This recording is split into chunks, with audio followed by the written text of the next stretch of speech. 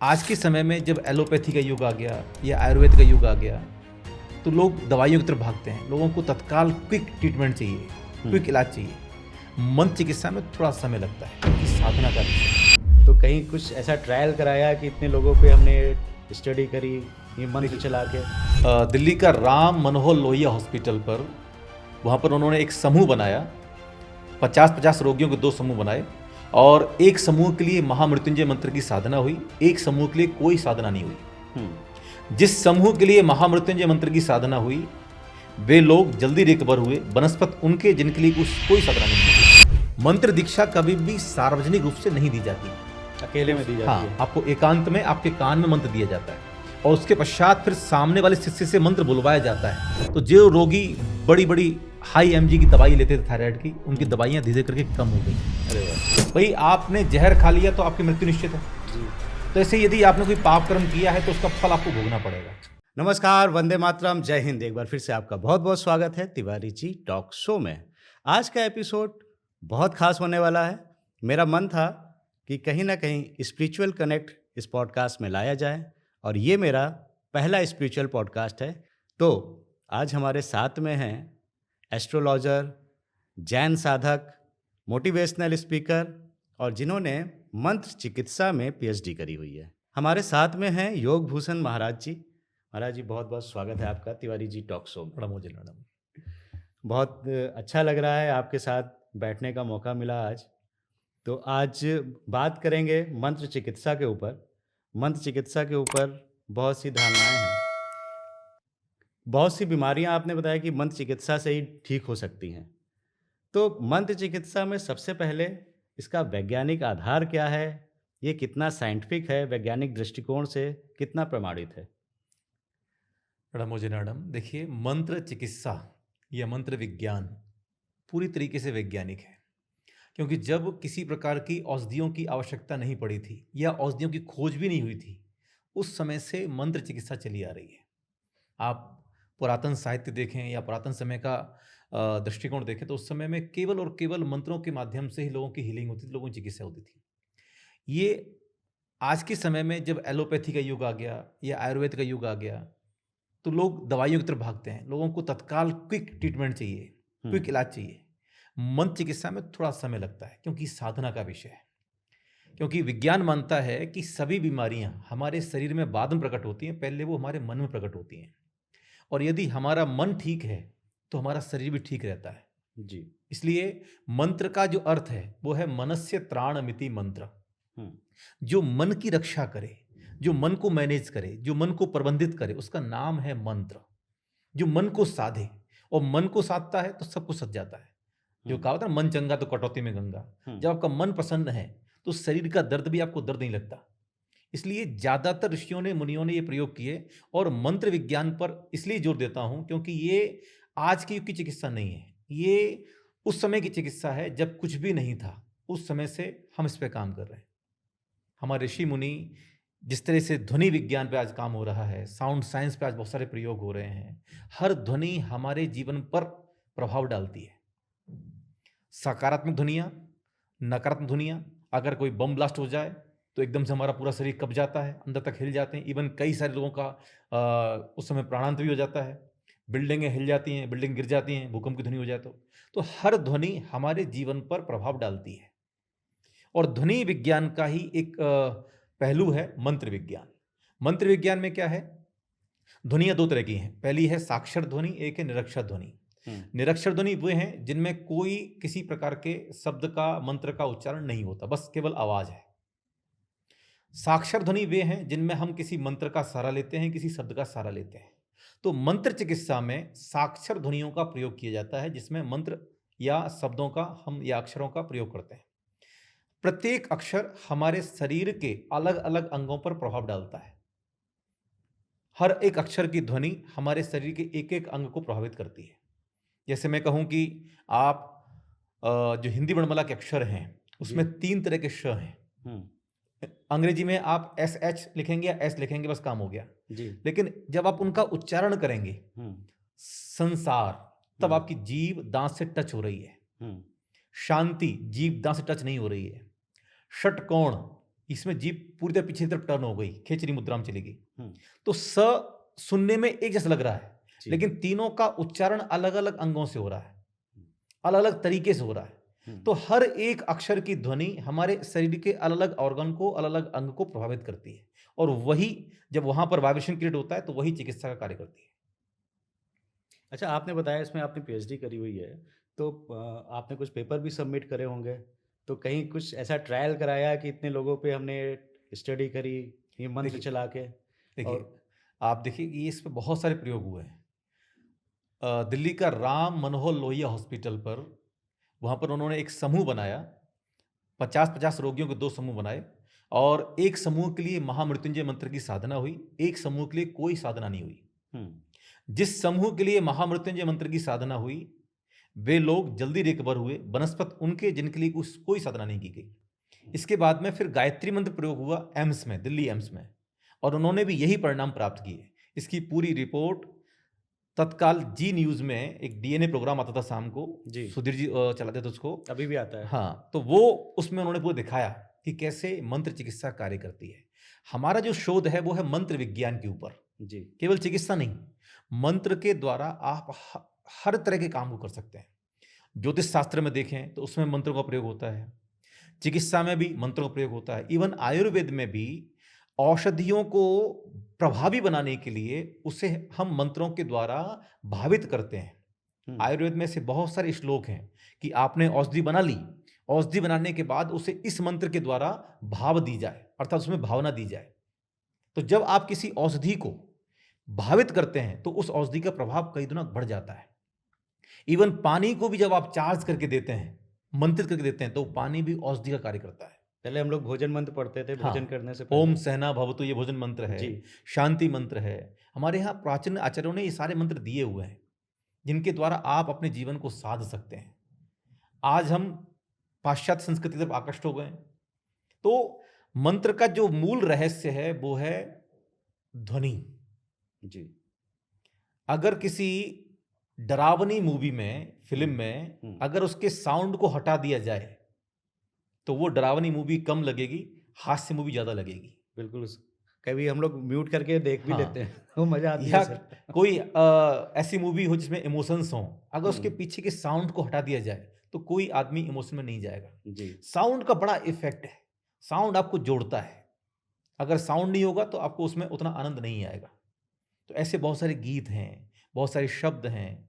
आप ये देखिएगा, कोई व्यक्ति 7 समंदर पार अमेरिका में बैठा हुआ है और वहां से वो फोन पर हमें केवल गाली दे, हमें यहां बैठे बैठे गुस्सा आ जाएगा। अब वो यहां से वहां दूर बैठा हुआ है, उसके द्वारा सुनाए गए शब्दों ने हमारे मन पर प्रतिकूल प्रभाव डाला कि हमें गुस्सा आ गया। उसने कुछ किया नहीं, ना मारा है ना पीटा, कुछ नहीं किया, केवल बोला है। और वही व्यक्ति वहीं बैठ करके हमारी प्रशंसा में 4 शब्द कहे तो हमारा खून बढ़ जाता है, हमें खुशी मिलती है, प्रसन्नता मिलती है। तो ये किसका प्रभाव है? ये शब्दों का प्रभाव है।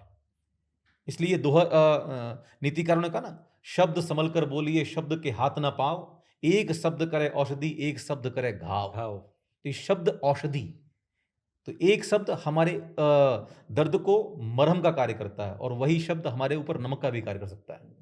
इसलिए हर एक अक्षर का संयोजन हमारे जीवन पर प्रतिकूल और सानुकूल प्रभाव डालता है, और यही चिकित्सा का विधा है।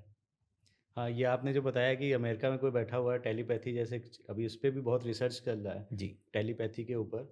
और कभी कभी हम लोग को हिचकी आ रही है तो कहते हैं कौन याद कर रहा है, फिर याद करना चालू करते हैं, ये तो नहीं ये तो नहीं और हिचकियाँ बंद हो जाती हैं। हाँ, जैसे उसका नाम आएगा कि इसे याद कर रहा, उसके नाम से हिचकी बंद हो जाएगी। जी, तो गुरुजी अच्छा एक चीज़ और बताइए कि ये मंत्र आपने जो बताया कि इनके साथ में ध्वनि का भी है, तो हर मंत्र को किस ध्वनि या किस स्वर में गाना है या बोलना है, ये भी होता है? बिल्कुल, मैंने कहा ना, ध्वनि विज्ञान, तो मंत्र का जो उच्चारण है सारा प्रभाव उसी का है।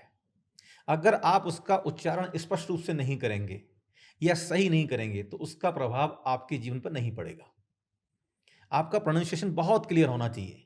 इसलिए संस्कृत में जो मंत्राक्षर हैं, पहले अक्षर होते हैं, जी, अक्षरों से फिर बीजाक्षर बनते हैं, बीजाक्षरों से फिर मंत्र बनते हैं या बीज मंत्र बनते हैं। तो हर एक अक्षर की अपनी एक ध्वनि है। अगर आप उसे उसी तरीके से बोलेंगे तो वो काम करेगा। अगर आप उसे उस तरीके से नहीं बोलेंगे तो वो काम नहीं करेगा। आप इसे यूं समझ लें, मंत्र विज्ञान एक मेडिकल स्टोर की तरह है।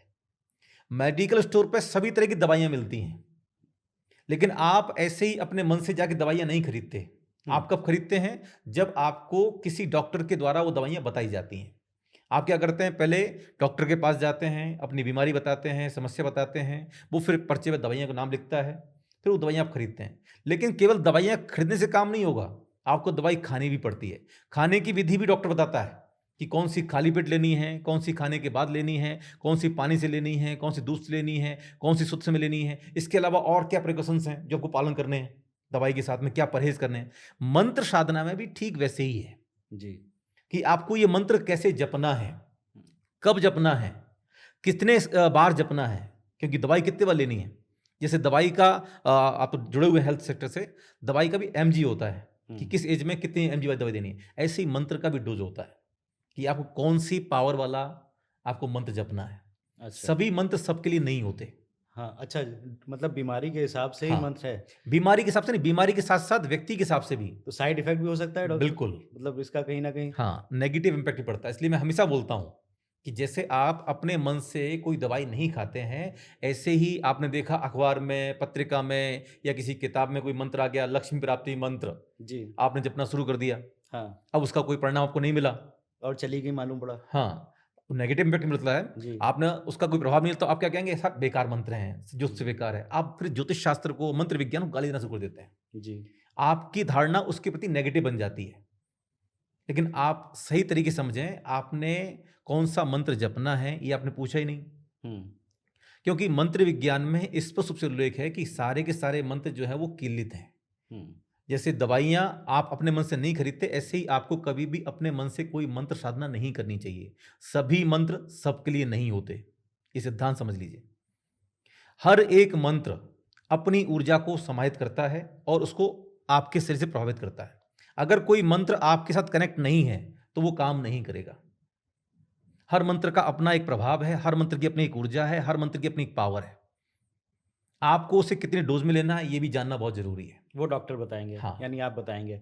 लेकिन गुरुजी, एक चीज़ और है कि आपने बताया कि व्यक्ति विशेष के लिए है, तो मेरा अगला प्रश्न ये है कि बीमारी के आधार पे मंत्र है, एक पर्टिकुलर बीमारी ठीक करने के लिए एक मंत्र है, या व्यक्ति के आधार पे आप तय करते हैं कि इसको कौन सा मंत्र जाप करना चाहिए? देखिए, बुखार के लिए एक दवाई है पैरासिटामोल, जी। ठीक है जी। लेकिन कितने एमजी की देनी है ये डॉक्टर डिसाइड करेगा। हाँ, ये आपकी उम्र डिसाइड करेगी, आपका शरीर डिसाइड करेगा। वेट आपका कितना है उस हाँ, पर आधारित है। ऐसे ही मंत्र सामान्य रूप से बीमारी के लिए एक मंत्र हो गया, लेकिन आपको उसकी कितनी आवर्त जपनी है, कब कब जपना है, कितनी जाप करनी है, ये डिसाइड करता है आपकी समस्या, आपका शरीर, आपकी अवस्था। आप महिला हैं, पुरुष हैं, अच्छा। आपकी उम्र क्या है। हाँ। क्योंकि मंत्रों में भी क्या है, मंत्र कुछ पुल्लिंग मंत्र होते हैं, कुछ स्त्रीलिंग मंत्र होते हैं, कुछ नपुंसकलिंग मंत्र भी होते हैं। अच्छा, वो पहली बार गुरुजी हाँ। ये ज्ञान प्राप्त हुआ। सही बात। मंत्रों की ध्वनि है, स्त्रीलिंग ध्वनियां हैं, जी। पुल्लिंग ध्वनियां हैं, जी। ऐसे ही नपुंसकलिंग ध्वनियां हैं। अच्छा। अगर कोई स्त्री साधना कर रही है तो उसे कभी भी स्त्रीलिंग मंत्र की साधना करने से लाभ प्राप्त नहीं होगा, उससे पुल्लिंग मंत्र की साधना करनी पड़ेगी। अच्छा, स्त्री है तो पुल्लिंग में। हाँ, आप देखें वनस्पति विज्ञान में कितना सूक्ष्म है कि अगर कोई वृक्ष नर है उसमें फूल तो आएंगे, फल नहीं आएंगे जी। उसके साथ आपको एक मादा वृक्ष लगाना पड़ेगा। जी। आप अगर जुड़े हो तो हाँ। वनस्पति विज्ञान में बहुत बिल्कुल, सूक्ष्म है। बिल्कुल। आपको दो पेड़ पपीता कब फल देता है? पपीता के पेड़ में एक पेड़ होता है नर, एक होता है मादा। एक अच्छा किसान जान सकता है कि कौन सा नर है कौन सा मादा है, और वो दोनों पेड़ों को साथ साथ लगाते हैं तो एक में केवल फूल आते हैं, एक में फल आते हैं। अगर आपने अकेला मादा का पेड़ लगा दिया तो उसमें फूल ही आएंगे, फल नहीं आएंगे। ये गुरुजी अभी बताओ, मैंने हाँ। अभी लौकी का एक अपने गमले में लगाया था और उसमें सारे जो है नर फ्लावर आए थे मेरे। हाँ, हाँ। और लौकी एक भी नहीं आई, तो मैं बड़ा चंभे में था। हाँ, क्या इसलिए दोनों ही लगाने पड़ेंगे। केला का वृक्ष भी ऐसे होता है, एक में केवल फूल आते हैं, एक में फल आता है, लेकिन अकेली अगर मादा का वृक्ष लगा हुआ तो फल नहीं आएंगे। ऐसे ही मंत्रों में भी है, आपको हमेशा विपरीत लिंग के प्रति आकर्षण पैदा होता है। भाई हमारा जो शरीर है वो आधा स्त्री का शरीर है, आधा पुरुष का शरीर है, ये सब जानते हैं। अर्धनारीश्वर जो अवस्था है शिव जी की। तो ऐसे ही यदि कोई स्त्री साधना कर रही है तो बेहतर होगा कि वो पुल्लिंग मंत्रों की साधना करें, तो वो जल्दी कार्य करेगा। अच्छा। स्त्री के प्रति आकर्षण पुरुष का होता है, जी। पुरुष के प्रति आकर्षण स्त्री का होता है। जी। ऐसे यदि कोई पुल्लिंग यानी कि कोई पुरुष जाप कर रहा है तो वो स्त्रीलिंग मंत्र की साधना करेगा तो उसके ऊपर ज्यादा प्रभाव पड़ेगा। कुछ मंत्र ऐसे हैं जो नपुंसक लिंग है, जिन्हें दोनों जप सकते हैं, स्त्री भी और पुरुष भी, सबके लिए। हाँ। तो इसलिए कभी भी अपने मन से साधना नहीं करनी चाहिए। अब आपने कहा कि मंत्र व्यक्ति विशेष के हिसाब से होते हैं। हाँ, मंत्र व्यक्ति विशेष के हिसाब से ही होते हैं। आपकी राशि क्या है, आपका जन्म नक्षत्र क्या है, जन्म नक्षत्र का चरण कौन सा है, आपकी जन्म लग्न क्या है, लग्न का स्वामी कौन है, इसके अलावा आपकी अवस्था क्या है, आपका शरीर स्त्री है पुरुष है, उसके आधार पर फिर एक मंत्र, जो जानकार होते हैं मंत्र विज्ञान के, वो आपको मंत्र देते हैं। इसी को हमारे सिद्धांत में कहते हैं मंत्र दीक्षा। मंत्र दीक्षा कभी भी सार्वजनिक रूप से नहीं दी जाती, अकेले में दी जाती है। आपको एकांत में आपके कान में मंत्र दिया जाता है और उसके पश्चात फिर सामने वाले शिष्य से मंत्र बुलवाया जाता है ताकि उसका उच्चारण अशुद्ध ना हो। शिष्य जो मंत्र ग्रहण कर रहा है गुरु से, वो उसका उच्चारण करके सुनाता है कि क्या मैं मंत्र सही बोल रहा हूं। जब उसका उच्चारण ठीक हो जाता है तब वो हाँ ये सही है, अब आप उसकी जाप कर सकते हैं, साधना कर सकते हैं। अच्छा गुरु जी, इस पे एक मेरा प्रश्न और आता है कि मान लीजिए कुछ लोगों को उन्होंने गुरु दीक्षा नहीं ली, मैंने भी नहीं ली है, लेकिन मैं राम नाम का जाप करता हूँ, तो ये क्या मेरे लिए ठीक नहीं है? देखिए, आप राम नाम का जाप कर रहे हैं, बहुत सारे मंत्र ऐसे हैं जो यूनिवर्सल मंत्र हैं, जैसे ओमकार की ध्वनि है, इसे कोई भी जप सकता है, राम, ये सब जप सकते हैं, ठीक है। तो ऐसे जो मंत्र हैं जिनके पीछे आपको गुरु दीक्षा या मंत्र दीक्षा लेने की आवश्यकता नहीं है, उनकी साधना कोई भी कर सकता है। जैसे जैन धर्म का णमोकार महामंत्र, अभी हाल ही में मराठी साहित्य सम्मेलन का उद्घाटन जो हुआ वो णमोकार महामंत्र के द्वारा हुआ। प्राकृत भाषा का, या फिर यूं कहूं कि जितने भी मंत्र हैं उन सब मंत्रों में लिपिबद्ध कोई मंत्र हुआ तो वो सबसे पहला मंत्र है णमोकार महामंत्र। अच्छा। णमोकार महामंत्र से पहले कोई मंत्र नहीं लिखा गया। मंत्र श्रुति अवस्था में थे, श्रुति अवस्था का मतलब सुन सुन करके लिखे नहीं गए थे, गुरु ने शिष्य को सुनाया, शिष्य ने आगे अपने से सुनाया, फॉरवर्ड चला था। लेकिन पहला जो मंत्र लिखा गया वो प्राकृत भाषा मंत्र लिखा गया, णमोकार महामंत्र, जिसे आचार्य पुष्पदंत स्वामी ने सठ खंडागम नामक ग्रंथ के मंगलाचरण के रूप में लिखे। और उस मंत्र की महिमा के बाद में आचार्यों ने लिखा है कि यह पंच नमस्कार मंत्र ऐसो पंच नमो यारो सव्व पावप प्रणासणो मंगलाणम च सव्यसिम प्रणमम हवई मंगलम। यह पंच नमस्कार मंत्र सभी पापों का नाश करने वाला है। आदमी दुखी क्यों है? पाप कर्म की वजह से। सुखी क्यों है? पुण्य कर्म की वजह से। यह कर्म सिद्धांत मानता है। अगर आपके शरीर में कोई बीमारी है, कोई डिसीज है, तो उसके पीछे कारण है आपने कोई ना कोई पिछले जन्म में या इस जन्म में कोई पाप कर्म किया होगा जिसकी वजह से आपका शरीर बीमार पड़ रहा है। जैन सिद्धांत में यह माना जाता है कि असाता वेदनीय कर्म का जब उदय आता है तब व्यक्ति बीमार पड़ता है, साता वेदनीय कर्म का जब उदय आता है तब व्यक्ति स्वस्थ रहता है। असाता वेदनीय कर्म को पाप कर्म माना गया है। इस मंत्र की महिमा में कह दिया कि सभी प्रकार के पाप कर्म इस मंत्र की साधना से नष्ट हो जाते हैं। णमो अरिहंताणम, णमो सिद्धाणम, णमो आईरियाणम, णमो उवज्झायाणम, णमो लोए सव्व साहुड़म। प्राकृत भाषा का ये एकमात्र मंत्र है जो आर्य छंद में लिखा गया है। इसके बाद जितने मंत्र आपको मिलेंगे वो सब संस्कृत भाषा के मिलेंगे। मंत्रों का जो उदय काल है वो संस्कृत भाषा से है, प्राकृत भाषा का ये एक अकेला मंत्र है और ये सबसे पावरफुल मंत्र है, इसलिए इसको महामंत्र कहा है। अच्छा, ऐसे महामंत्र बहुत एक या दो ही हैं, मंत्र बहुत सारे हैं जी। मंत्र 84 लाख मंत्र हैं जी, लेकिन महामंत्र 2-3 ही हैं। पहला णमोकार महामंत्र, दूसरा गायत्री महामंत्र, तीसरा महामृत्युंजय महामंत्र, जिन्हें हम महामंत्र की संज्ञा से सुशोभित करते हैं। बाकी के फिर सामान्य सब मंत्र हैं। ऐसी मान्यता है कि णमोकार महामंत्र से 84 लाख बीज मंत्रों की उत्पत्ति हुई है। 84 लाख मतलब 84 लाख जो योनियां होती हैं, बिल्कुल उतने ही मंत्र। हाँ, हर योनि के लिए एक मंत्र हो गया। बिल्कुल। ये कहा गया कि अमंत्रमक्षरम नास्ति, ऐसा कोई भी अक्षर नहीं है जो मंत्र रूप नहीं है। जैसे वनस्पति विज्ञान में कहते हैं, आयुर्वेद में कहते हैं कि ऐसी कोई भी वनस्पति नहीं है जो औषधि रूप में नहीं है। 10 लाख तरह की वनस्पति हैं, हर एक वनस्पति किसी ना किसी तरीके के रोग में काम में आती है। ये बात अलग है कि हम उसके बारे में जानते नहीं है। आजकल सबको फास्ट ट्रीटमेंट चाहिए जी, लोगों को 2 मिनट मैगी चाहिए, तो क्विक लोग काम करना चाहते हैं, तो इसलिए लोग आयुर्वेद से विमुख हो रहे हैं, मंत्र चिकित्सा से विमुख हो रहे हैं। लेकिन ये ऐसी चिकित्सा है जो जड़ पे काम करती है। हाँ, समूल नष्ट हाँ, करेगी जो बिल्कुल। भी व्याधि होगी। एलोपैथी में क्या दवा होती है, जो रोग को दवा देती है। जी। आपको तत्काल फायदा मिल जाता है, आपने कहा हाँ मैं ठीक हो गया, लेकिन सही मायने में वो बीमारी दब जाती है, नष्ट नहीं होती। नष्ट सर कोई भी ऐसी दवा है ही नहीं गुरुजी। आप डायबिटीज़ ले लीजिए, हाँ, तो वो भी आपको मैनेज करेगी डायबिटीज़। ज़्यादा हो गई तो दवाइयाँ बढ़ा दो, और ज़्यादा हो गई तो इंसुलिन पे ले आओ। बिल्कुल। आपको थायराइड हो गया तो भी आपको मैनेज कर रही हैं दवाइयाँ, लेकिन आपकी बीमारी ठीक नहीं हो रही है। ये एलोपैथी में चल रहा है। जी। एलोपैथी जो है वो दबाने का कार्य करती है। आयुर्वेद में ऐसा प्रयास है कि दवाइयाँ लेते रहिए आप, धीरे-धीरे करके बीमारी जड़ से खत्म हो जाएगी। आपको केवल दवाई के साथ दवाई से काम नहीं चलेगा, दवाई के साथ-साथ आपको अनुचर्या का पालन करना होता है। आपका भोजन बदलना होता है, आपको परहेज़ का ध्यान रखना होता है, आपका जीवनचर्या कैसी है उसका ध्यान रखना होता है, तब आप पूरी तरह स्वस्थ हो पाते हैं। मंत्र चिकित्सा में केवल मंत्र साधना से काम नहीं होगा, मंत्र चिकित्सा के साथ-साथ अनुचर्या पालन भी है, कि आपको इस मंत्र की जाप ऐसे करनी है, साथ में आपको क्या खाना है, क्या पीना है, क्या पहनना है, कितना सोना है, कितना जागना है, किस करवट सोना है, किस दिशा में मुँह करके आपको सिर करके सोना है, ये सब कुछ मंत्र चिकित्सा का ही हिस्सा है। मंत्र चिकित्सा इतना मात्र नहीं कि बस आपने मंत्र जपना शुरू कर दिया, हो गया मंत्र चिकित्सा। हाँ, अच्छा। मंत्र चिकित्सा में हर चीज़ का ख्याल रखा जाता है। हाँ, दवा ले ली, उसके साथ में भी आपको जो हाँ। परहेज़ हैं, वो वो डॉक्टर हर जो चीज़ का बताते ध्यान हैं वो रखना भी पड़ता आपको है, ध्यान में रखने और होंगे। फिर आप उसका पूरा पालन करते हैं, तो फिर निश्चित रूप से आपके ऊपर मंत्र चिकित्सा प्रभावी होती है। तो गुरुजी आजकल आप देख रहे होंगे कि भाग-दौड़ भरी ज़िंदगी में कितनी मेंटल स्ट्रेस बढ़ गई है।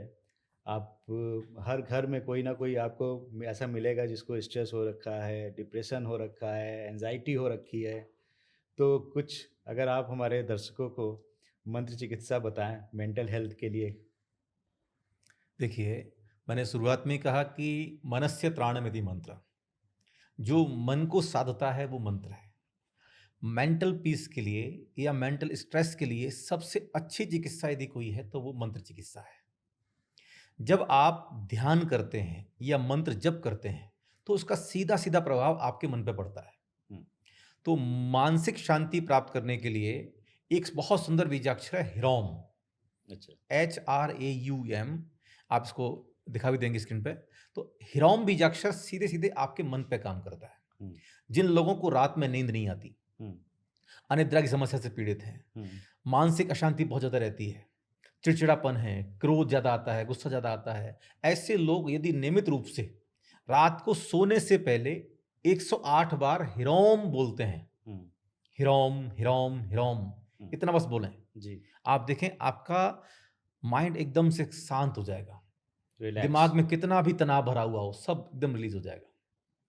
और जिनको रात में नींद नहीं आती, ऐसे बहुत सारे लोग हैं जिन पर हमने इस चिकित्सा का प्रयोग किया। हाँ, रात को नींद की गोली लेनी पड़ती थी, तब जाके नींद आती थी। जी, जी, उन्होंने ह्रोम की साधना प्रारंभ की। अब वो कहते हैं कि 108 बार हमें काउंट नहीं हो पाता, उससे पहले नींद आ जाती है। अच्छा। उससे पहले जमाइयाँ शुरू हो जाते हैं और सो जाते हैं। डीप स्लीप आती है। हुँ, तो ये बहुत ज़रूरी है। आज के युग में क्या लोगों की नींद खत्म हो गई है। हाँ, इंसोम्निया सर इतना हाँ, ज़्यादा बढ़ तनाव गया है बहुत तो बढ़ गया है। जी, रात को डीप स्लीप नहीं आती। उसकी वजह से सुबह जब उठते हैं तो तरोताज़ा नहीं उठ पाते।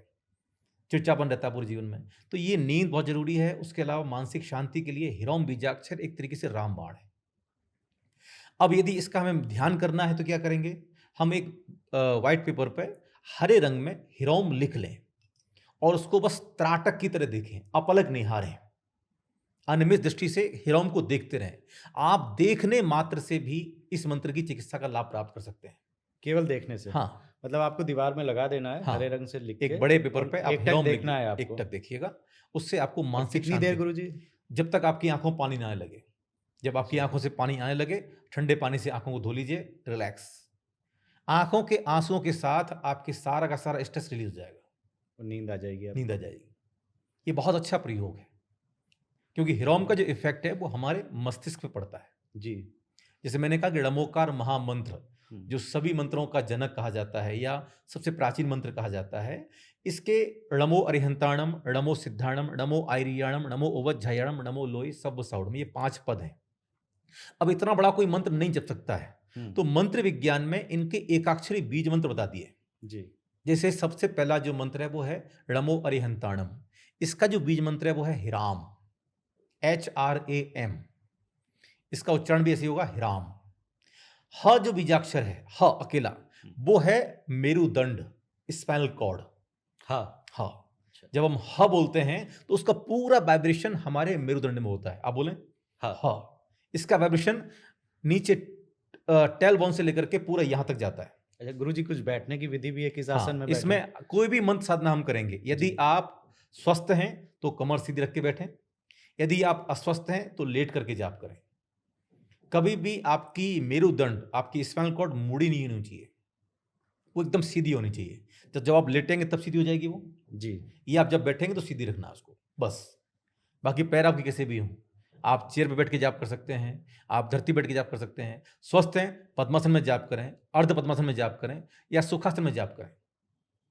हाँ, जाप के समय में आपके पैर या आपके शरीर का कोई भी अंग जमीन के साथ सीधे कनेक्ट नहीं होना चाहिए। इसलिए जाप आसन, यानी कि जब आप बैठेंगे तो नीचे अपने आसन बिछा के बैठेंगे, या आप चेयर बैठें तो आपके पैरों के नीचे कोई ना कोई आसन जरूर होना चाहिए। नहीं तो क्या होगा कि आपके मंत्र साधना से जो आपके शरीर में जो एनर्जी पैदा होगी, वो एनर्जी डायरेक्ट ट्रांसफर हो जाएगी जमीन के अंदर। अच्छा। क्योंकि जमीन में है ग्रेविटी पावर, गुरुत्वाकर्षण, वो आपकी पूरी एनर्जी को खींच लेता है, ग्रेविटी से आपकी एनर्जी चली जाएगी। तो कुछ ना कुछ आप डाल लीजिए। हाँ। आसनी पे हाँ, बैठ के ही उसमें भी पूजा विद्युत करते हैं। कुचालक होना चाहिए, कोई मेटल पीस नहीं होना चाहिए। अच्छा, हाँ, मेटल का नहीं होना हाँ, चाहिए। लकड़ी का हो सकता है, कोई कपड़े का हो सकता है, ताकि आपका कनेक्शन जमीन के साथ खत्म हो जाए। जी। तो आपकी साधना का जो प्रभाव है, आपकी साधना की जो एनर्जी है, वो आपके शरीर में काम करेगी। तो इसलिए मेंटल पीस के लिए हिराम बीजाक्षर बहुत अच्छा है। चलिए गुरुजी, मेंटल पीस का बताया, अब तो मेरे अंदर जिज्ञासा और हाँ। बढ़ रही है कि आज गुरुजी मिल गए हैं हमको, तो कहीं ना कहीं से गुरुजी से और भी मैं ऊपर से चालू करता। थायराइड आ गया सर गुरु में, ये गले में गुरुजी। हाँ, तो थायराइड आजकल बहुत ज़्यादा है। हाँ। बच्चों को भी हो रहा है, महिलाओं को तो बहुत विशेषकर बहुत ज़्यादा है। देखिए, थायराइड आज के आधुनिक युग की बड़ी समस्या पैदा हो रही है जी। बहुत ज़्यादा। और हमारे पास ऐसे केसेस भी आते हैं, हाइपोथायराइड हो गया है, थायराइड बढ़ा हुआ है, 50 mg गोली ले रहे हैं, 100 mg गोली ले रहे हैं, फिर परेशान है। क्योंकि थायराइड अकेली बीमारी नहीं है। थायराइड की वजह से आपकी जो पिट्यूटरी ग्लैंड है वो भी डिस्टर्ब होती है जी। और उसकी वजह से फिर मानसिक अशांति पैदा होती है। थायराइड एक तरीके से क्रॉनिक डिसीज है जो अकेले नहीं आती। थायराइड की वजह से आपका शरीर वजन बढ़ जाएगा आपका, या घट जाएगा, या आपकी आंखों में की रोशनी चली जाएगी। तो थायराइड को संतुलित रखने के लिए, जैसे मैंने कहा कि लमोकार महामंत्र का जो पहला पद है लमो अरिहंताणम, इसका जो बीजाक्षर हिराम, आप उच्चारण करें हिराम हिराम हिराम। हिराम। कमर सीधी करके बोलेंगे आप हिराम हिराम। हिराम। ये साउंड कहाँ से आ रहा है? जब आप हिराम बोलते हैं तो आपका ये कंठ ऊपर नीचे हो रहा है, हिराम। जी जी, हिराम हिराम, हिराम। ठीक है। तो हिराम। ये जो हिराम की ध्वनि जो आ रही है वो आपके कंठ से आ रही है। तो जब आप हिराम हिराम बोलते हैं तब आपका थायराइड कंट्रोल होता है। थायराइड कंट्रोल होने से मानसिक संवेदनाएं सुधरती हैं, संवेदनशील आप बनते हैं, आपका शरीर स्वस्थ होता है। तो हमने बहुत सारे रोगियों पर इसकी काम किए, चिकित्सा की है। तो जो रोगी बड़ी बड़ी हाई mg की दवाई लेते थे थायराइड की, उनकी दवाइयां धीरे करके कम हो गई। अरे वाह। हम कहते हैं दवाइयां बंद मत कीजिए, दवाइयां आप लेते रहिए, लेकिन दवाई का हाई डोज लेने की आपको आवश्यकता नहीं पड़ेगी अगर आप नियमित रूप से केवल हिराम की साधना करेंगे। अब हिराम का वर्ण कैसा है? हिराम का वर्ण है सफेद। हमारे शरीर में भी 5 तरह के कलर हैं। अच्छा। हाँ, सबसे पहला रंग है सफेद। सफेद रंग क्या है हमारे शरीर में? हड्डी। हाँ, जितनी भी हड्डियां हैं सब सफेद रंग की। हाँ, तो अगर आपके शरीर में विटामिन डी कमजोर हो गई, कैल्शियम कमजोर हो गया, तो हड्डियां कमजोर पड़ जाएंगी जी। आप सफेद रंग का ध्यान करना प्रारंभ कर दीजिएगा।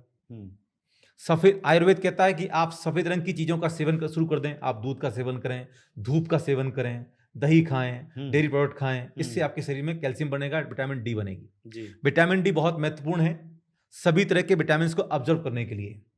आप विटामिन सी खा रहे हो इम्यूनिटी पावर के लिए, लेकिन विटामिन सी भी कब काम करेगी? जब विटामिन डी की मात्रा सही होगी जी। तो विटामिन डी कैसे संतुलित होगी? हिराम बीजाक्षर से। हिराम बीजाक्षर की साधना आपको करनी है सफेद रंग के साथ। तो क्या करना है? एक ग्रीन कलर के पेपर पे आपको सफेद रंग से हिराम लिखना है। अच्छा, पेपर ग्रीन कलर का? हाँ, क्योंकि ग्रीन प्रकृति है, यूनिवर्स ऐसा ग्रीन है, हमारे चारों तरफ हरा भरा है, हमें हरा रंग दिखना अच्छा लगता है जी। आपका जीवन हरा भरा रहे। हरियाली किसको पसंद नहीं है? तो हरियाली जो है वो स्वास्थ्य का प्रतीक है। आप देखते हैं जितने भी बड़े बड़े हॉस्पिटल्स होते हैं उसमें ग्रीन कलर की चादर होती हैं जी, बेडशीट ग्रीन कलर की होंगी जी। तो ग्रीन कलर जो है हेल्थ का प्रतीक है। तो इसलिए मैंने कहा ग्रीन कलर का पेपर हो और उसके ऊपर सफेद रंग से आपको हिराम लिखना है और उसको आपको अपलक निहारना है तब तक जब तक आपके आंखों से पानी ना आने लगे। ये आप मंत्र की एनर्जी को ऑब्जर्व कर रहे हैं आंखों के माध्यम से। हमारी आंखें ऊर्जा को ग्रहण करती हैं। हाँ, जैसे आप सूर्य की रोशनी में विटामिन डी ले रहे हैं, हाँ, वैसे ही आपको एनर्जी मिल रही है उसको बिल्कुल, देखने मात्र देखने मात्र से। जैसे त्राटक में क्या होता है कि आपको केवल दीप ज्योति देखनी होती है, लेकिन मैं कह रहा हूं कि आप फिर मंत्र की जो अक्षर की जो ज्योति है आप उसको देखिए। तो जब आप हिराम को अपलक निहारेंगे तो हिराम की एनर्जी आपकी बॉडी में ट्रांसफर होगी। साथ ही साथ रोजाना आपको खाली पेट प्रातःकाल की बेला में हिराम हिराम हिराम ये आपको जाप करना है। इससे आपका धीरे धीरे करके थायराइड कंट्रोल में आ जाएगा। कितना जाप करना है? तो डेली आप कम से कम 1008 बार जाप कीजिए। एक छोटा सा बीजाक्षर है। 1008 मतलब कि आपको 10 माला करनी है 108 वाली जी। आप सुबह खाली पेट कर लीजिएगा, 4 माला कर लें, 5 माला कर लें, दोपहर में कर लीजिएगा, जब भोजन के तकरीबन 2 घंटे बाद या भोजन से 1 घंटे पहले। ये आपको गैप रखना है। भोजन के 2 घंटे बाद या भोजन से 1 घंटे पहले आप इसकी साधना कर सकते हैं। अगर आप नियमित रूप से केवल और केवल हिराम हिराम बोलते हैं, आप स्वयं देखेंगे कि आपका थायराइड धीरे धीरे करके कम बढ़ रहा है। आप टेस्ट करा लें, आप पहले जाप करने से पहले टेस्ट कराएं, आपका TSH लेवल कितना है जी। उसके बाद आप जाप करने के बाद आप 27 दिन तक कंटिन्यू जाप कीजिए, उसके बाद आप टेस्ट कराइए, आपका TSH लेवल घटा हुआ आएगा 27 दिन के बाद। 27 दिन के बाद। कोई भी साधना करते हैं हम तो मंत्र चिकित्सा में कम से कम जो समय है वो 27 दिन का समय है। नक्षत्र 27 है तो 27 दिन का समय लगता है हमारे शरीर में किसी भी मंत्र की ऊर्जा को प्रभावित होने में। अच्छा, ये गुरुजी कितना अच्छा आपने कोरिलेट किया। मतलब इतने दिनों से मैं विटामिन डी और ये सब देखता हूँ, लेकिन आपने सफ़ेद रंग से जो कोरिलेट किया कि कभी भी हमें हमारी बोन्स को दिक्कत होगी तो हम कहेंगे कि हाँ, आप सफ़ेद रंग की दूध लीजिए, पनीर हाँ। लीजिए, डेयरी प्रोडक्ट या हिराम बीजाक्षर धूप का रंग भी सफेद ही है। वो भी सफ़ेद है। हाँ, तो ये बड़ा मतलब आज ऐसे-ऐसे मुझे ज्ञान प्राप्त हो रहे हैं, वाक़ई में मैं धन्य हो गया आपके साथ बैठ के। तो गुरुजी चलिए थायराइड के नीचे अब आते हैं, हार्ट के बारे में बताइए। हार्ट डिज़ीज़ बहुत बढ़ रही हैं लोगों में। हाँ। अब देखिए छोटे-छोटे बच्चों को हार्ट अटैक आ रहा है, 20 साल, 21 साल में हार्ट अटैक आ जा रहा है। कोलेस्ट्रॉल, हाइपर कोलेस्ट्रॉल बहुत ज़्यादा बढ़ रहा है, हाइपरलिपिडीमिया हो रहा है। तो इसके लिए भी बताइए। देखिए, अब दूसरा वर्ण है लाल। लाल आ हमारे गया। शरीर में लाल रंग क्या है? जी, रक्त हो गया। रक्त। हमारे शरीर में लाल रंग है रक्त यानी कि खून, और उस रक्त को पंप करता है हमारा हृदय। जी। तो हृदय भी जो है वो लाल रंग से बना हुआ है एक तरीके से। अब लाल रंग को यदि संतुलित करना है, अगर लाल रंग की अधिकता हो गई तो खून ज़्यादा हो गया या हाई ब्लड प्रेशर हो गया, लाल रंग कम हो गया तो एनीमिया हो गया, हीमोग्लोबिन कम हो गया, आयरन कम हो गया या लो ब्लड प्रेशर हो गया। ये लाल रंग को यदि आपको बैलेंस करना है तो दूसरा बीजाक्षर है हिरीम। हिरीम ये बहुत पावरफुल बीजाक्षर है। हिरीम का जब आप उच्चारण करते हैं तो इसमें मैं समझता हूं कि ब्रह्मांड की सारी शक्तियां समाहित हो जाती हैं। ओम के बाद में जो सबसे ज्यादा शक्तिशाली बीजाक्षर है वो हिरीम बीजाक्षर है, और सभी धर्मों में हिरीम को सबसे ज्यादा पावरफुल माना गया है, क्योंकि ओम जो ध्वनि है वो निरक्षर ध्वनि है। साक्षर मंत्रों में सबसे ज्यादा शक्तिशाली मंत्र हिरीम ही है। अगर हम सब मंत्रों में जाप करेंगे तो हम बात करेंगे ओम को पहले मानेंगे, हिरीम को बाद में मानेंगे, लेकिन हम कहेंगे साक्षर मंत्रों में सबसे ज्यादा पावरफुल कौन सा मंत्र है तो वो हिरीम है। हिरीम में जैन परंपरा के अनुसार देखते हैं तो हिरीम में 24 तीर्थंकर हैं जैन परंपरा के, जैन धर्म के। वो 24 तीर्थंकरों की साधना केवल हिरीम बोलने से हो जाती है। अच्छा। अगर आपने हिरीम नमः बोल दिया तो ये समझिए कि आपने 24 तीर्थंकरों को नमस्कार कर लिया। अरे वाह, इतना शक्तिशाली मंत्र है। इसलिए ज्यादातर मंत्रों में ओम के बाद में हिरीम शब्द जुड़ा जाता है। अब हिरीम क्या करता है? हिरीम की जब आप उच्चारण करेंगे, बोले हिरीम, हिरीम। अब यहां से नहीं आ रहा, ये यहां से आ रहा है, हिरीम, हार्ट से आ रहा है। हिरीम। हाँ, आप फील कर सकते हैं उसको। हाँ, कर रहा हूँ। मैंने कहा ना, हर अक्षर की ध्वनि हमारे शरीर के अलग अलग अंगों को प्रभावित करती है, उससे वाइब्रेट करती है और वहीं वो काम करती है। सारी दवाइयां क्या करती हैं? दवाइयां पेट में जाती हैं फिर काम करना शुरू करती हैं। ये अलग अलग ध्वनियां हमारे शरीर के अलग अंगों को प्रभावित कर रही हैं और उस पर वो काम कर रही हैं। जब आप हिरीम बोलते हैं तो सीधे सीधे हमारे हृदय को वाइब्रेट करता है, हमारे हृदय में प्रकंपन पैदा होता है हिरीम बोलने से। तो यदि आप नियमित रूप से 1008 बार हिरीम हिरीम हिरीम हिरीम बोलते हैं, तो ये आपके शरीर में ब्लड प्रेशर लो हो या हाई हो उसको मैनेज करेगा, उसे नियंत्रित करेगा। कोलेस्ट्रॉल बढ़ा हुआ है उसे नियंत्रित करेगा। खान पान का नियंत्रण करना पड़ेगा आपको। आप ये नहीं कि केवल भाई गुरुजी ने बता दिया मंत्र जपना है तो और दवा साथ छोड़ में के आप बैठ गए। समोसे कचौड़ी खा रहे हो, तो ये नहीं चलेगा। आपको अपना भोजन भी सात्विक करना पड़ेगा। मंत्र साधना के साथ साथ आपको अपना भोजन भी बदलना पड़ेगा। भजन और भोजन ये दोनों जिस दिन बदल जाएंगे उस दिन आपका जीवन स्वस्थ हो जाएगा। भजन यानी कि मंत्र साधना और भोजन यानी कि जो आप कर रहे हो। मंत्र साधना के साथ साथ यदि आप तामसिक भोजन कर रहे हो, मांस मदिरा का सेवन कर रहे हो, तला हुआ खा रहे हो, तो मंत्र चिकित्सा प्रभावी नहीं है। अभी तो हमारे देश के प्रधानमंत्री ने भी बोल दिया जी कि तेल की मात्रा कम करो। तो कहीं ना कहीं हेल्थ पर हमें आना पड़ेगा, क्योंकि जीवन के ही द्वारा हम अपने जीवन को आगे बढ़ा सकते हैं। मालूम पड़ा कल से सब चालू है, गुरुजी ने मंत्र दे दिया, बढ़िया। हाँ। अब इसको जपो और समोसे और कचौड़ी चालू हाँ, करो। तो ऐसे काम नहीं चलेगा। तो ऐसे काम चलने वाला नहीं है भाई। मंत्र अच्छा, एक चीज़ और है गुरुजी, कि आपने जो भी डिजीज़ है आप उसको मेज़र कर सकते हैं। मंत्र आप दवा खाते रहिए, आप कोलेस्ट्रॉल भी नपवा सकते हैं, बिल्कुल। आप थायराइड भी नपवा सकते हैं, आप इवन तो स्ट्रेस लेवल भी अभी आ गया है, वो भी चेक हो जाता है। तो आप उसको मेज़र करिए 27 दिन के बाद और फिर देखिए कि मंत्र चिकित्सा का। मुझे लगा था कि मंत्र बड़े-बड़े होंगे, गुरुजी बताएँगे कैसे याद रखेंगे। ये तो बहुत छोटे लेकिन गोलियां आपने हैं। तो ऐसे मंत्र बता दिए। ये बताइए एकाक्षरी फिर। बीज मंत्र हैं। देखिए बीज में बहुत ताकत है। एक बीज में अनंत बीज समाहित हैं। बट वृक्ष का बीज कितना छोटा होता है, बहुत बारीक सा होता है, लेकिन उस बीज के अंदर अनंत बीज समाहित हैं। अगर उस बीज को सही खाद पानी मिल जाए, सही भूमि मिल जाए, सही मौसम मिल जाए, तो वही बीज बट वृक्ष बन जाता है और उस बट वृक्ष से अनंत अनंत बीज पैदा हो सकते हैं। तो ऐसे ही एक एक छोटे छोटे मंत्र में बहुत सारी पावर समाहित है। हमें मंत्र विज्ञान को समझना पड़ेगा जी। मंत्र चिकित्सा बहुत सरल है, बहुत इजी है और सबको ये करना ही चाहिए। ये एक तरीके से स्वयं के लिए की गई आत्म चिकित्सा है। तो बड़ी आसान चिकित्सा है। हाँ, इससे आसान क्या हो सकता है? हाँ, तो इसलिए देखिए हिरीम बीजाक्षर आपके हृदय को मजबूत बनाता है, स्ट्रांग बनाता है। आपके शरीर में हृदय से संबंधित कोई भी बीमारी है और हमने इस पर प्रयोग किए हैं।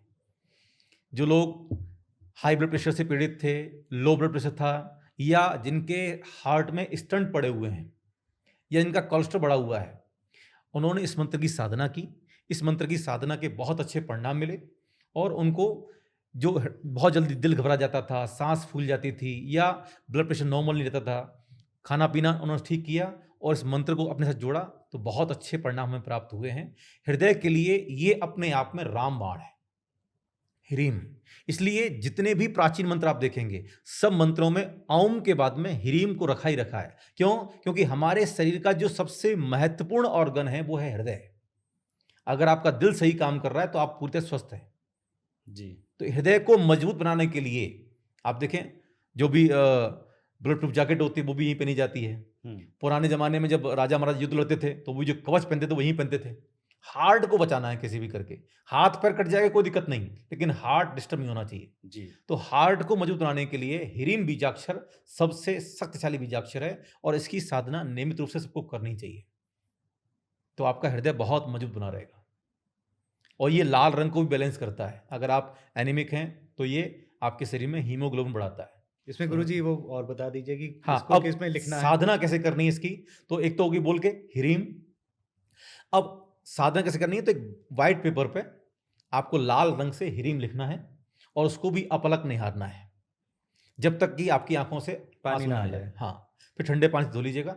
मंत्राक्षर को देखने मात्र से भी हमारे शरीर में ऊर्जा का परिवर्तन होता है, ठीक वैसे ही जैसे कि भगवान को देखने मात्र से हमारे जीवन में परिवर्तन होता है। हम जब किसी मंदिर में जाते हैं तो जब भगवान के दर्शन करते हैं तो दर्शनम देवदेवस्य दर्शनम पापनाशनम दर्शनम स्वर्ग सोपानम दर्शनम मोक्ष साधनम। तो दर्शन मात्र से ही सभी प्रकार के रोगों से, कष्टों से मुक्ति मिल जाती है। ऐसे ही मंत्र का दर्शन भी इष्ट दर्शन के समान माना गया है। अगर आपको नहीं मालूम है कि आपके कौन इष्ट हैं, कौन आराध्य हैं, तो कुछ नहीं करना, आपकी राशि का कौन सा इष्ट मंत्र है आप उसको सामने लिख लीजिएगा और उसको देखते रहिएगा। ये भी इष्ट दर्शन है। अच्छा, हर राशि का भी एक हाँ, मंत्र होता है? 12 राशि हैं तो प्रत्येक राशि का इष्ट मंत्र भी है। इस पे गुरुजी फिर कभी पॉडकास्ट बिल्कुल। करेंगे। मैंने तो ये भी हमेशा बड़ा अच्छा बोलता हूँ कि विषय। जो जातक जी। अपनी राशि के इष्ट मंत्र की साधना करता है और अपनी राशि के इष्ट देव की आराधना करता है, उस व्यक्ति के जीवन में कभी भी आपत्ति विपत्ति नहीं आती। आपत्ति विपत्ति भी संपत्ति का रूप ले लेती है। इसलिए अपनी जन्म कुंडली का विश्लेषण करा करके अपनी राशि का इष्ट मंत्र और अपनी राशि के इष्ट देव के बारे में सबको जानकारी होनी चाहिए। लोग क्या करते हैं, ज्योतिषी के पास जाएंगे, मुझे कौन सा रत्न पहनना है पहना दो, पुखराज, नीलम, मांडेक, पन्ना, ये सब पहन लेंगे। लेकिन आपको मालूम नहीं कि आपकी राशि का मंत्र कौन सा है, आपकी राशि का इष्ट देव कौन सा है। तो केवल रत्नों को पहनने से काम नहीं होगा। आपको यह भी जानना पड़ेगा कि मुझे पूजा किसी करनी है, मुझे किसकी आराधना करनी है, मुझे कौन सा मंत्र जपना है। तो प्रत्येक राशि के जातक का इष्ट मंत्र अलग है और इष्ट देव भी अलग अलग है। और जो जातक करता है ये साधना अपने इष्ट मंत्र की और अपने इष्ट देव की आराधना करता है, वो जातक हमेशा सुखी रहता है। फिर ये भी बहुत बड़ा विषय हो गया है, ये क्योंकि ज्योतिष का इष्ट विषय है। इष्ट देव तो हम लोग जो अच्छे लगे इष्ट देव वो हो गए, ऐसे कोई राम जी हो गए, कोई हाँ, कृष्ण जी हो गए, कोई तो जिसका शंकर जी हो गए। लेकिन आपने जो बताया कि हाँ, आपकी कुंडली के अनुसार जो आपकी राशि है उसके अनुसार में होता है, तो ये भी हम लोग इस पे भी एक गुरुजी पॉडकास्ट बिल्कुल जरूर ये करेंगे आपके ज्योतिष का साथ में। विषय है। ज्योतिष पे करेंगे आपकी हाँ, बात। चलिए, अब हार्ट के नीचे आता है हमारा ये पूरा कारखाना हाँ, हमारा। तो पेट पेट जो में है। आजकल बड़े रोग हो रहे हैं सर, हम्म, किसी को कॉन्स्टिपेशन गुरुजी हो रखा है और किसी को आईबीएस हो रखा है, तो किसी को गैस बहुत ज़्यादा बनती है। गैस की समस्या तो बड़ी बहुत सार्वजनिक ज्यादा है, है। पूरा विश्व इससे परेशान है इस समय। तो इसके बारे में बताइए। देखिए, पेट जो है वो 100 तरह की बीमारियों का जनक है। अगर पेट आपका साफ है तो आपका हर रोग दूर हो जाएगा। अगर आपका पेट खराब है तो फिर आपका पूरा जीवन अस्त व्यस्त हो जाता है। जी। ऐसा कहा जाता है कि पेट में छोटा दिमाग होता है। अगर आपके पेट में गुड़मुड़ हो रही है तो आपका मन भी अशांत हो जाएगा। तो इसलिए पेट सफा तो हर रोग दफा। दफा। इसलिए पेट में जितने भी ऑर्गन हैं उन सबको स्वस्थ रखने के लिए एक छोटा सा बीजाक्षर दे देता हूं। अब आप बोलेंगे हमारे शरीर में पीला रंग क्या है? लाल आपने सोच लिया खून जी, है, जी। सफेद रंग की हड्डी है। पीला क्या है? हमारे शरीर में पीला रंग है हाइड्रोक्लोरिक एसिड, जी। जिसे हम तेजाब बोलते हैं। हाँ, अगर हाँ, बाहर हाँ। देखेंगे तो तेजाब है, जी, जी, एसिड। लेकिन अगर हमारे शरीर में एसिडिटी एसिड की। नहीं बनेगा तो खाना हजम नहीं होगा। खाना हजम ही नहीं होगा, खाना पचेगा ही नहीं। पित्ताशय जो है वो क्या करता है? वो एसिड जनरेट करता है। जी। पित्ताशय, पक्वाशय, अग्नाशय, आमाशय, ये सब हमारे पेट के अंदर सारे ऑर्गन हैं। जी। छोटी आंत, बड़ी आंत, नीचे फिर जी। किडनी, ये सब है। ठीक है। तो इसमें यदि पीला रंग अगर असंतुलित हो जाएगा, मान लो पीले रंग की मात्रा कम हो गई, तो क्या होगा? आपकी जठराग्नि शांत हो गई है। आप कितना भी अच्छा भोजन करें वो पचेगा ही नहीं, तो आपके शरीर को लगेगा ही नहीं। अगर आपके शरीर में पीले रंग की अधिकता हो गई है तो हाइपर एसिडिटी, जलन हो रही है, गैस बन रही है, जल रहा है कुछ छाती में, ये सब पीले रंग की अधिकता के परिणाम है। बैलेंस करने के लिए क्या करेंगे?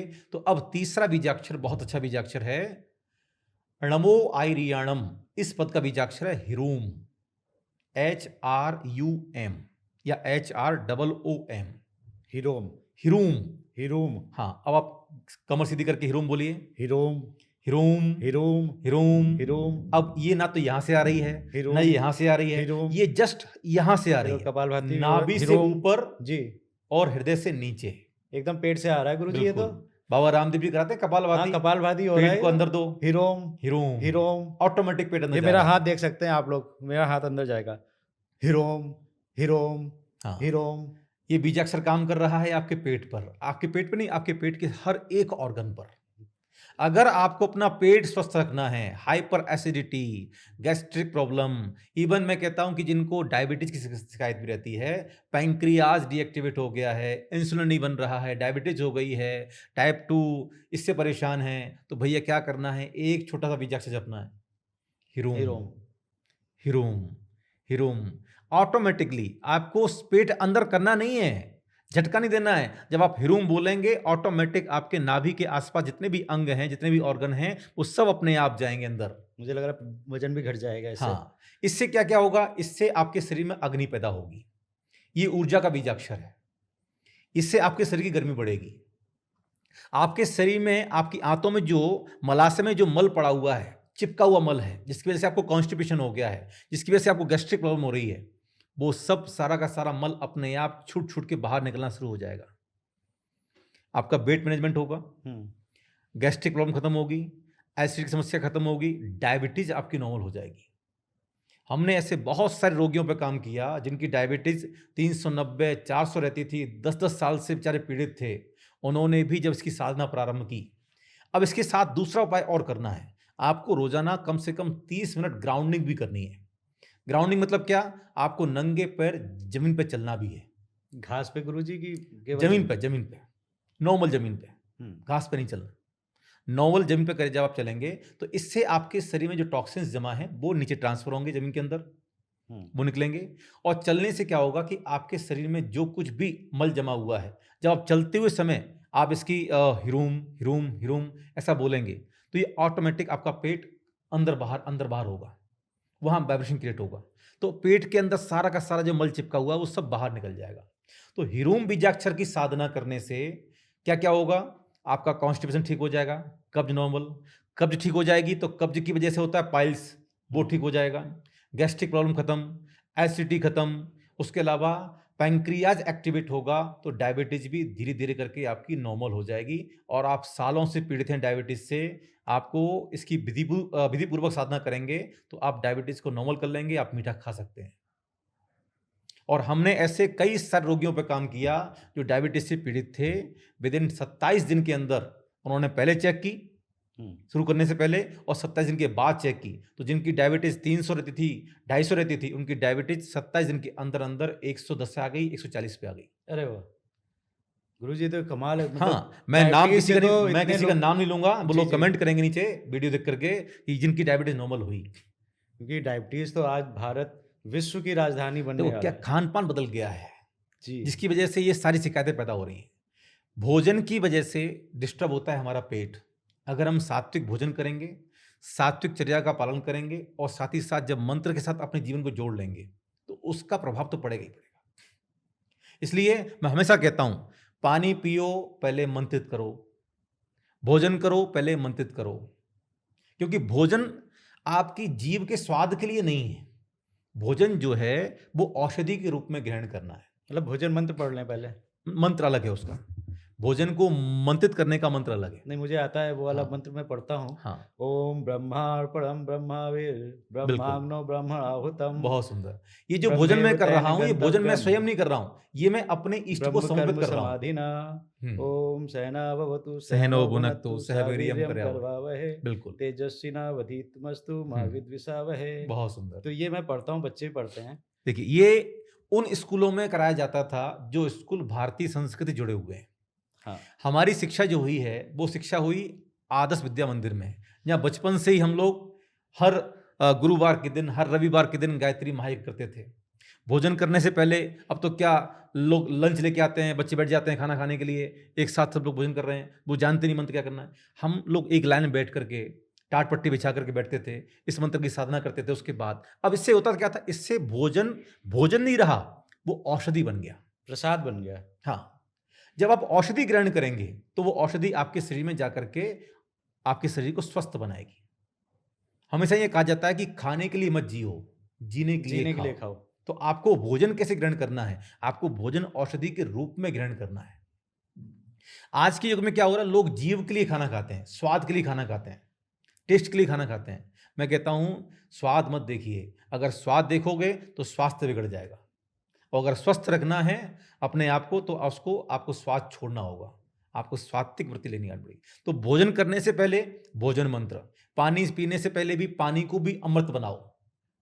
इस धरातल पर जल अमृत के समान है। अभी महाकुंभ चल रहा है, अमृत कुंभ से बोल रहे हैं हम लोग जी, वो पानी के कुंभ तो है, लोग जल में जाके स्नान कर रहे हैं। तो पानी जो है वो इससे अमृत के समान है। यदि आप पानी पी लिया से बिना, पानी के अंदर ऊर्जा को ग्रहण करने की सबसे ज्यादा पावर है। इसलिए हम जब भी मंत्र चिकित्सा करते हैं तो हम नॉर्मल हीलिंग भी देते हैं, साथ ही साथ पानी को भी मंत्रित करके रोगी को पिलाते हैं। जिनको सर दर्द है, जिनको बदन में कहीं भी दर्द है, जिनको बुखार है या कोई पीड़ा है, अगर हम मंत्रित करके पानी इसको पिला देते हैं तो तत्काल उसे आराम आ जाता है। कई सारी जो छोटी मोटी बीमारियां हैं उनको तो तत्काल आराम मिल जाएगा। मान लीजिए बुखार आ गया, हाँ। अब बच्चा कहीं रात में है और घर में पैरासीटामोल नहीं है, हाँ, तो आप उसे अगर मंत्रित करके पानी दे देंगे और गुरुजी तो बता तत्काल दें उसे बता आराम आ दें तो जाएगा। अच्छा रहेगा। हाँ, देखिए, बुखार के लिए भी अगर मंत्र बता दें आप। पानी को मंत्रित करने का एक सिंपल सा मंत्र है, ओम ह्रीम अरहम नमो अमीय सबीणम झ्रौम झ्रौम नमः। ये लिख के आ जाएगा नीचे। हाँ, मैं एक बार बोल रहा हूं, ओम ह्रीम अरहम नमो अमीय सबीणम झ्रौम झ्रौम नमः। ये मंत्र है जो पानी को चार्ज करता है। केवल वैदिक परंपरा में नहीं, जैन परंपरा में नहीं, सभी धर्मों में भोजन करने से पहले, पानी पीने से पहले अपने इष्ट देव को याद करना बताया गया है। आप देखें, हिंदुस्तान में क्या, बाहर भी क्या, मुस्लिम कम्युनिटी में भी पानी पीने से पहले वो लोग बिस्मिल्लाह करते हैं, अपने इष्ट को याद करते हैं। हमारी परंपरा, पानी बोतल का ढक्कन खोला और गटागट करना शुरू कर दिया। ये पानी सीधे सीधे आपके किडनी को डिस्टर्ब कर रहा है, आपके शरीर में लग ही नहीं रहा। अगर आप पानी पी रहे हैं, दोनों होठों से टच हो, पानी पूरे मुंह में घूम करके फिर नीचे उतरे, तो वो पानी अमृत के समान कार्य करता है। पानी का गिलास हाथ में लीजिए, पहले उसे देखिए, उसे मंत्रित कीजिए, उसके बाद उसे पीजिए। ये पानी ही अमृत का कार्य करेगा। और जो लोग ऐसा करते हैं वे अपने जीवन को स्वस्थ बना रहे हैं। हमारे बहुत सारे अनुयायी हैं जिन्होंने इसको शुरू किया, वो खुद कहते हैं कि अब पहले की अपेक्षा बहुत शांत जीवन है। पानी सीधे सीधे, भाई हमारे शरीर में 70% पानी है, सबसे ज़्यादा मात्रा पानी की है, तो इसलिए हमें पानी को ही चार्ज करना है जी। और पानी के ऊपर बहुत सारे प्रयोग विदेश में हुए हैं।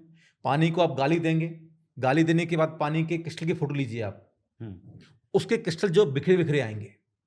लेकिन जब आप पानी को मंत्रित करते हैं, चार्ज करते हैं, तो वही पानी के आप फोटो लेंगे अणुओं की, तो वो पानी के अणु की फोटो आप देखें तो कमल बन जाएगा, फूल बन जाएगा, स्वस्तिक बन जाएगा, ऐसी आकृति बनी। ये विदेशी वैज्ञानिकों ने काम किया इसके ऊपर। हाँ, वो जब चीजों को प्रमाणित करते हैं तो हम उन्हें मानने लगते हैं। बिल्कुल, ये साइंटिफिक उसे प्रूव है। नकारात्मक ऊर्जा से ग्रसित पानी पियोगे, वो तत्काल आपके लिए जहर का कार्य करेगा। आज का वैज्ञानिक युग मानने लगा है कि भोजन बनाते समय यदि महिला क्रोध के भाव में है, गुस्से के भाव में है और उससे वो भोजन बना रही है, वो भोजन नहीं है, जहर के समान है। उस भोजन को करोगे तो उसका नकारात्मक परिणाम आपको देखने को मिलेगा। आज लोग बीमार क्यों हैं? क्योंकि उनका जो भोजन है वो अपवित्र है। अब अपवित्रता ऐसे नहीं कि भोजन खराब है, भोजन बनाने वाला व्यक्ति किस भावना से भोजन बना रहा है, वो भावना भोजन में जा रही है। प्राचीन समय में माताएं जो भोजन बनाती थीं, वो भोजन बनाते समय राम का भजन गा रही हैं, बालाजी का भजन गा रही हैं, अपने मंत्र गुनगुना रही हैं, और उसके बाद जब भोजन बनता था तो भोजन में कुछ भी नहीं होता तो भी स्वाद आता था, स्वाद आ जाता था। रूखी रोटी लोग खाते हैं, उससे भी लोग स्वस्थ रहते हैं। आज आप इतने पकवान खा रहे हैं फिर परेशान हैं। हम लोग गुरुजी बात करते हैं 5 स्टार में खा के आए, 5 स्टार में कोई मीटिंग हुई, 15 दिन रुकना पड़ गया, तो याद आती थी कि माँ के हाथ का भोजन कब मिलेगा। बिल्कुल, और वो मिलते ही तृप्ति हो जाती थी। अब मेट्रोज में जहाँ हम लोग रह रहे हैं आजकल, दिल्ली एनसीआर में, तो भोजन बनाने का समय ही नहीं है, मेड लगी हुई हैं, अब वो आके बना रही हैं, वो क्या वो किस सिर्फ भाव काम, से बना वो रही सिर्फ हैं? काम कर रही हैं, वो सिर्फ पैसे के लिए काम कर रही हैं। उनके भोजन में वो भावना नहीं है। भोजन बनाने वाले की भावना भोजन में असर डालती है जी। पानी में आपकी भावना असर डालती है। तो इसलिए मैं हमेशा कहता हूं कि अगर आप ऐसे जगह रहते हैं जहां आप स्वयं भोजन नहीं बना पा रहे हैं, किसी के बनाए भोजन कर रहे हैं, तो पहले भोजन को शुद्ध कर लो। शुद्ध कैसे होगा?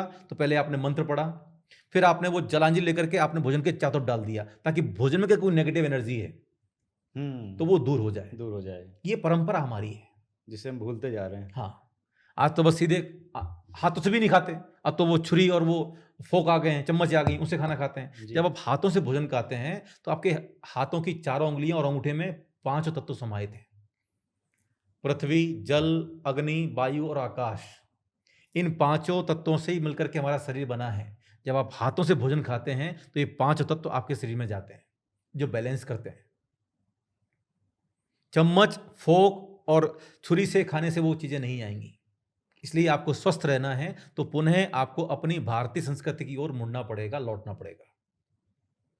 भोजन यदि आप चेयर पे बैठ के कर रहे हो, कुर्सी बैठे कर रहे हो, स्वास्थ्यकर नहीं है। जमीन पे आलती पालती मार के बैठे भोजन करोगे, क्योंकि आपका नीचे का हिस्सा लॉक होना चाहिए ताकि भोजन सीधे आपके आमाशय में जाए, वो रुके, ठहरे, पके और शरीर के सभी अंगों में ट्रांसफर हो। हाँ, चम्मच से खाने से अच्छा है हाथ से खाओ भाई। चम्मच स्वाद पता भी नहीं आता है। कितने लोगों के मुंह में गया हो, हाँ, हाथ तुम्हारे ही स्वाद भी तो आता है। ये बताइए आपने, ये हम्म, पुरानी पुरानी चीजें हम लोग इससे दूर होते जा रहे हैं, बिल्कुल। लेकिन कितने प्रामाणिक हैं और कितनी साइंटिफिक हैं भाई आज आपसे। आपके हाथ जो है वो चरित्रवान है। चम्मच, होटल की क्रॉकरी, उससे किस किसने खाया होगा। अगर आप प्योर वेजिटेरियन हैं और आप अगर नॉनवेज होटल में जा रहे हैं या जी, जहाँ मिक्स मिलता है वहाँ जा रहे हैं, तो इन चम्मचों से क्या क्या कटा होगा। सही बात। तो ये ख्याल रखना बहुत जरूरी है। तो सात्विक वृत्ति जरूरी है मंत्र साधना के लिए। चलिए गुरुजी, अब आते हैं थोड़ा सा कमर के नीचे। आजकल arthritis, joint pain, knee pain, और आजकल तो मतलब यंग एज में 50 साल में घुटने बदल बदल रहे हैं, नी ट्रांसप्लांट हो रहा है। ये सारी की सारी जो बीमारियां हैं ये सब है वात रोग। जब हमारे शरीर में वात रोग हो जाता है या वायु बिगड़ जाती है, उसकी वजह से ये सारी पीड़ाएं पैदा होती हैं। जी, तो इसके लिए मैंने कहा कि आप मंत्र साधना के समय में वायु मुद्रा का अभ्यास करें। वायु मुद्रा, अपनी इंडेक्स फिंगर को मोड़ करके अंगूठे की जड़ में लगाएं और अंगूठे से हल्का दबाव बनाएं। ये बनती है वायु मुद्रा। वायु मुद्रा आपके शरीर में वायु को संतुलित करती है। साथ ही साथ एक बीजाक्षर है हिरह। आप बोलें हिरह। हिरा, हिरह, हिरा, HRAH। HRAH, जब आप कमर हिरा, सीधी करके हिरा बोलते हैं तो आपका पूरा शरीर हिलता है। हिरा, हिरह। हिरा। अब ये पूरा शरीर आपका वाइब्रेट हो रहा है। जी, हार्ट पे भी हो रहा है, यहाँ भी हो रहा है, पेट में भी हो रहा है, इवन पूरा शरीर हिल रहा है। जी, वायु हमारे पूरे शरीर में व्याप्त है। जी, और जब आप हिरा बोलते हैं तो एक तरीके से शरीर आपका झड़कता है, कुछ फेंकता है नीचे की तरफ। जी, तो शरीर से यदि आपको कुछ झड़ाना है, जैसे कपड़े पर लगी हुई गंदगी हम झड़ाना चाहते हैं, उसे हमें फटकारते हैं। तो हिरह ये एक ऐसा बीजाक्षर है जो हमारे शरीर को फटकारता है।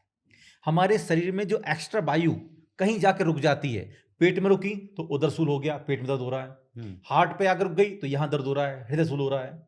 सिर में आकर रुक गई तो सिर में दर्द हो रहा है, या घुटनों में आकर रुक गई तो वहां दर्द हो रहा है। शरीर में कहीं भी कोई दर्द हो रहा है तो उसके पीछे एक बड़ी वजह है वायु, वायु का ठहराव, वायु का रुकना। जब आप हिरा बोलते हैं तो आपके शरीर के किसी भी ऑर्गन में, किसी भी पार्ट में वायु ठहर जाती है, वो ऑटोमेटिकली शरीर से बाहर निकल जाती है, या तो उसमें डकार आ जाएगी या फिर गैस पास हो जाएगी। ये बहुत अच्छा बीजाक्षर है सभी प्रकार के जॉइंट पेन के लिए, सभी प्रकार के अर्थराइटिस के लिए, पार्किंसन के लिए। हिरा बीजाक्षर आपके लिए वात रोग को संतुलित करता है। वात, पित्त और कफ।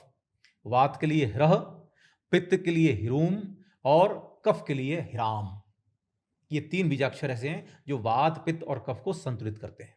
तो जब आप हिरा बोलते हैं तो आप सभी प्रकार के दर्द को झड़ा रहे हैं। हमारे ऐसे बहुत सारे अनुयायी हैं जिनको डॉक्टर ने कह दिया कि अब आपके घुटने ट्रांसप्लांट करने पड़ेंगे। जी, वो अगर वीडियो देखें तो नीचे कमेंट भी करें। और बिस्तर से उठना मुश्किल था, घर पे खाना बनाने के लिए मेड लगी हुई थी, सारी सेवाएं बिस्तर पर होती थी। उन्होंने जब इसकी साधना प्रारंभ की, सात्विक अनुचर्या का पालन किया, आज वो हम जहाँ भी हमारे प्रोग्राम्स होते हैं, जहाँ भी हमारे इवेंट्स होते हैं, वो खुद चल करके आती हैं। अरे वाह। तो ऐसी बहुत सारी महिलाएं हैं जिनके घुटने बस अब ट्रांसप्लांट होने हैं, डॉक्टर ने जवाब दे दिया कुछ अब नहीं तो हो सकता। कुछ नहीं हो सकता, जी, इसमें गैप आ गया है, अब तो इसमें ग्रीस कम हो गया हाँ, है। वो 10 तरह की लेकिन चीजें बता हाँ, देंगे आपको। आपने मंत्र साधना शुरू की, अनुचर्या का पालन किया और भगवान की कृपा ऐसी हुई कि वो पूरी तरह स्वस्थ हो गई। अपना खाना खुद बनाना, और कहीं भी अब तो जगह जगह मंदिर में जा रही हैं, तीर्थों में जा रही हैं, चल के पूरी वंदना कर रही हैं।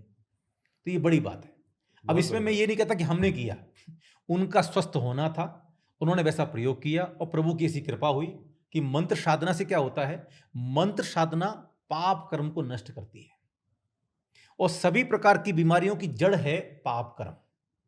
धर्म सिद्धांत ये मानता है कि अगर आप किसी प्रकार के दुख को झेल रहे हैं तो कहीं ना कहीं आपने कोई पाप कर्म किया है। पिछले जन्म के भी होंगे जो पाप। इस जन्म के भी होंगे, कोई भी पाप कर्म। भाई आपने जहर खा लिया तो आपकी मृत्यु निश्चित है। जी, तो ऐसे यदि आपने कोई पाप कर्म किया है तो उसका फल आपको भोगना पड़ेगा। पाप कर्म को नष्ट करने की मंत्र साधना से बढ़िया कोई दूसरी विधि है नहीं, क्योंकि आचार्यों ने कह दिया है एसो पंच नमो यारो सव पाप प्रणासरणो। सभी प्रकार के पाप को नष्ट करना चाहते हो तो साधना करो मंत्रों की। बस इसमें ख्याल इतना रखना है कि आपको मंत्र का उच्चारण बहुत स्पष्ट करना है। मंत्र का उच्चारण, मंत्र का जाप का काल कौन सा है, कि आपको सुबह जाप करनी है, शाम को करनी है, मध्याह्न काल में करनी है, मध्य रात्रि में करनी है, जाप के समय आपका आसन कौन सा होना चाहिए, जाप के समय माला कौन सी होनी चाहिए। तो मंत्र, मुद्रा और माला, इन 3 का ख्याल यदि आप कर लेते हैं तो मंत्र साधना आपकी सही मानी जाती है। मंत्र आपके समझ लिए पूरे। अब मुद्रा तो अपने हाथों से मुद्रा अलग बनती हैं, तो अलग अलग मंत्रों में अलग तरह की मुद्राओं का अभ्यास कराया जाता है। फिर माला कौन सी होनी चाहिए, तो अलग मंत्रों के लिए अलग तरह की मालाओं का विधान भी है कि आप कौन सी माला से जाप करें। तो जिस कलर का मंत्र है आपको उसी कलर की माला का उपयोग करना पड़ेगा। इसमें एक बात जरूर ध्यान रखनी है, प्लास्टिक की माला, कांच की माला और लकड़ी की माला, लकड़ी में तुलसी और चंदन को छोड़कर के बाकी सभी प्रकार की लकड़ियां, उससे जाप नहीं करनी चाहिए। नहीं करना चाहिए। नहीं करनी चाहिए। जाप करने की माला मणि की हो, रत्नों की हो, धातु की हो, धातु में भी लोहे की ना हो, ये ध्यान रखना जरूरी है। बाकी कांच की माला से, प्लास्टिक की माला से या लकड़ी की माला से जाप नहीं करनी चाहिए। विशेष ध्यान रखना है, कभी भी दूसरे की माला से भी जाप नहीं करनी चाहिए। अच्छा। हाँ, लोग क्या करते हैं, मंदिर में जाते हैं, माला टंगी होती है, माला उतारी, जाप करना शुरू कर दिया। इवन घर में भी गुरुजी हाँ, एक माला है, उसी से सब नहीं करनी चाहिए, नहीं करनी चाहिए बिल्कुल। देखिए, डॉक्टर ने दवाइयां सिर्फ आपके लिए लिखी हैं। आपकी दवाई को कोई दूसरा लेगा तो उसको वो फायदा करेगी नहीं करेगी ये निश्चित नहीं है। जैसे आप अपने लिए बनाए गए कपड़े पहनते हैं, दूसरों के कपड़े आपको उतने अच्छे नहीं लगेंगे क्योंकि वो आपके माप के नहीं है, या उन्हें हम कहते हैं उतरन। ठीक ऐसे ही मंत्र साधना में जब कोई व्यक्ति मंत्र जाप करता है तो वो अपने हाथों से एनर्जी को ट्रांसफर करता है। तो मंत्र की नेगेटिव एनर्जी माला में ट्रांसफर हो जाती है, और जब कोई व्यक्ति जाप करेगा तो वो नेगेटिव एनर्जी वापस ट्रांसफर हो जाएगी अपने अंदर जी। ये बहुत ध्यान रखना है। माला, आपका आसन, आपके कपड़े ये दूसरे के नहीं होने चाहिए। यदि आप कोई साधना कर रहे हैं तो साधना के वस्त्र, साधना का आसन, साधना की माला ये आपका अपना व्यक्तिगत होना चाहिए। इसे कोई दूसरा प्रयोग ना करें ताकि आपकी एनर्जी आपके पास में रहे। बहुत बढ़िया गुरुजी ने बताया, और इन चीज़ों का अगर आप ध्यान रखेंगे तो जितने भी मंत्र गुरुजी ने आज बताए हैं, वाकई गुरुजी मेरा मन तो नहीं हो रहा है इस पॉडकास्ट को एंड करने का, लेकिन समय हो गया है। तो मैं फिर कोशिश करूंगा गुरुजी से एक बार फिर से एक नए विषय के ऊपर पॉडकास्ट लेके आऊं। लेकिन आज आपने देखा होगा कितनी अनेकों बीमारियों के बारे में इतने अच्छे अच्छे मंत्र आपको बताए हैं, इतने ज्ञान प्राप्त हुआ है इस पॉडकास्ट से। अगर अच्छा लगा हो ये पॉडकास्ट तो कमेंट करके, लाइक करके हमें ज़रूर बताइएगा। ऐसे ही विषयों पे, अध्यात्म पे, स्पिरिचुअलिटी पे बहुत से पॉडकास्ट आगे लेके आने वाला हूँ, तो देखते रहिए तिवारी जी टॉक शो। अगर सब्सक्राइब नहीं किया तो भैया सब्सक्राइब कर दो। मिलते हैं फिर अगले पॉडकास्ट में, तब तक अपनी सेहत का बहुत बहुत ध्यान रखिए।